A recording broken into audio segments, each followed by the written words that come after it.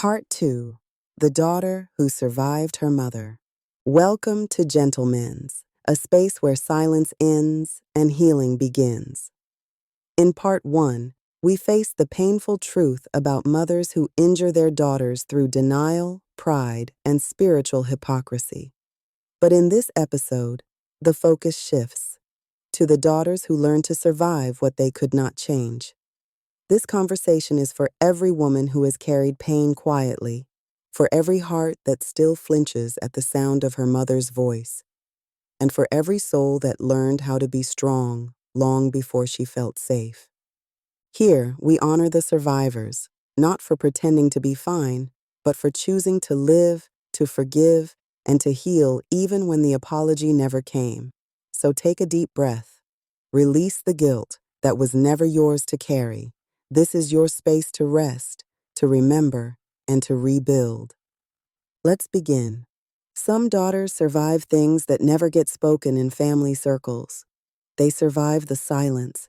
They survive being blamed for what broke them. They survive the sermons that skipped over their pain. Survival isn't pretty. It's messy, tear-stained, and sometimes it looks like distance. It looks like choosing peace over proximity. It looks like walking away from the woman who gave you life because she refuses to give you honesty.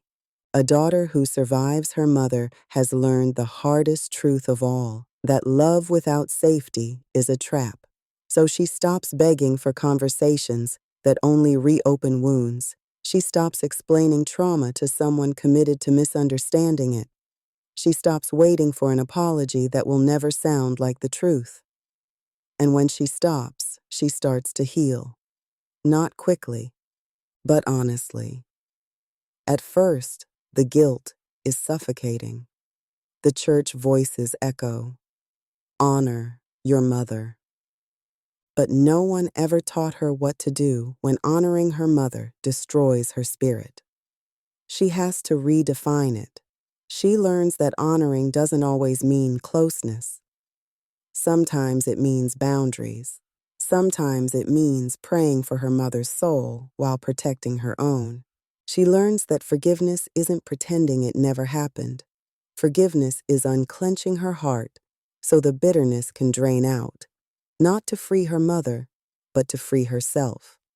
Because bitterness is a chain, and she's tired of dragging the weight of someone else's denial through every season of her life.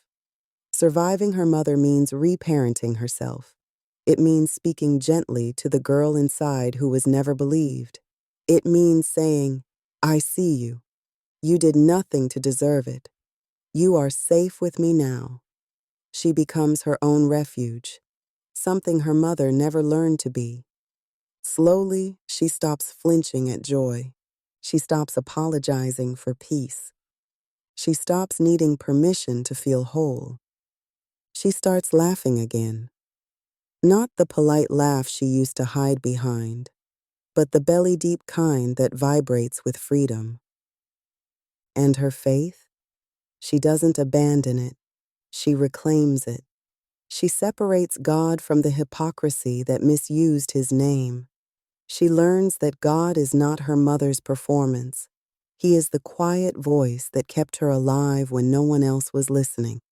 She starts praying without guilt, worshiping without pretending, believing without fear, because the God she knows now doesn't gaslight. He heals, he restores, he reveals truth and calls it love. Her children see the difference. They see that their mother's faith is lived, not worn. They see the gentleness in her boundaries, the honesty in her love. They watch her model accountability instead of avoidance, apology instead of pride, and they learn that holiness is not a costume, it's a choice. The daughter who survived her mother begins to rise. Her body still remembers the old pain, but her spirit refuses to stay there. She writes, she speaks, she loves, she breathes, not as a victim, but as a witness to what healing looks like. One day she realizes she no longer needs her mother's approval. That realization doesn't come with bitterness. It comes with peace. She can love her mother from afar, pray for her sincerely, and still protect her boundaries fiercely. Because survival taught her something powerful. She can choose who gets access to her peace. And if the mother ever decides to change, to see, to repent, to reconcile, the daughter is open, not desperate anymore, not naive anymore, just open. Because forgiveness built her strength, but boundaries keep her alive. To every daughter listening who has survived her mother's silence, her cruelty, or her denial, hear me. You are not broken because you set limits. You are not ungodly because you refused abuse. You are not disloyal because you chose healing. You are not selfish for protecting your peace. Most importantly, you did not create this pain. You are proof that trauma can stop with you. Look into that mirror and you'll see how you are the new matriarch now, the one who tells the truth, who doesn't allow pride or fear to control your relationships, the one who teaches love that doesn't require pretending or perfection, the one who will not pass pain to the next generation. You didn't just survive your mother. You did something far greater. You made a sacred choice to become the mother, sister, friend, and even the stranger you once needed. It would have been easy to repeat what you experienced for most of your life. After all, it didn't kill you. Not completely. But look at you now. You are the woman who apologizes to her children when she's wrong, the mother who lets her babies see her vulnerability, the woman who listens with empathy, who pauses to pray before hard conversations, who admits to not always being right or having the solutions, and who asks God to soften her heart before she speaks. And when your children express their gratitude for your intentional love, for the gentleness you fought to learn and the harm you refused to repeat, you are filled with a quiet, holy gratitude of your own. Because you know the cycle didn't end by accident. It ended because you chose the hardest journey, healing. You're not just surviving anymore. You're teaching your children what safety feels like. You're modeling what love looks like when it's rooted in truth and softened by grace. You are living proof that trauma can stop with you. That's what breaks generational curses. Not denial, not pride, not silence. You're no longer passing down pain like a treasured quilt. You're stitching a new pattern of love, accountability, and peace. Now it's time to live your life fully, freely, faithfully. You've survived what should have destroyed your spirit, and that means there's still light inside you. Sadly, many could not make it this far. Even if that light flickers some days, it's proof that hope never left. The hardest part of surviving isn't what happened.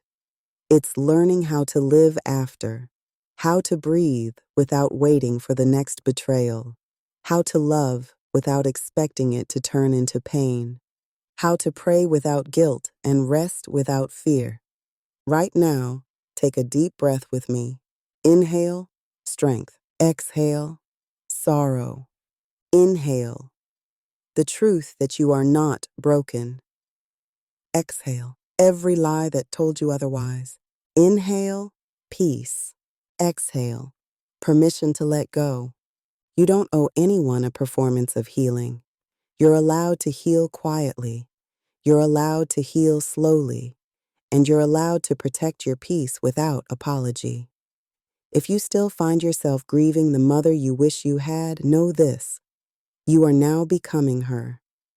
Every boundary, every prayer, every pause you take before reacting, that's you rewriting the story.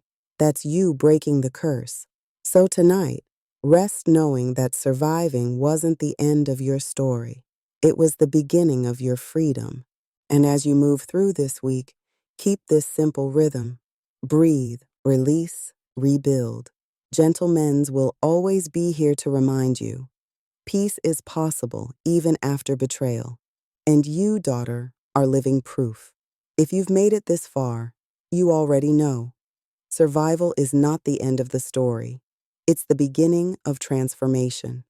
Part 3 of the GentleMends series, When the Mother Awakens, turns the mirror toward the mothers and matriarchs. It's for the women who are finally ready to stop defending and start discerning, to stop hiding behind faith and begin walking in it. This next conversation is about accountability, humility, and the redemption that comes when pride bows to love. Because healing isn't just the daughter's work, it's the mother's calling too. Please join me for When the Mother Awakens. It's time to see what happens when the cycle finally breaks.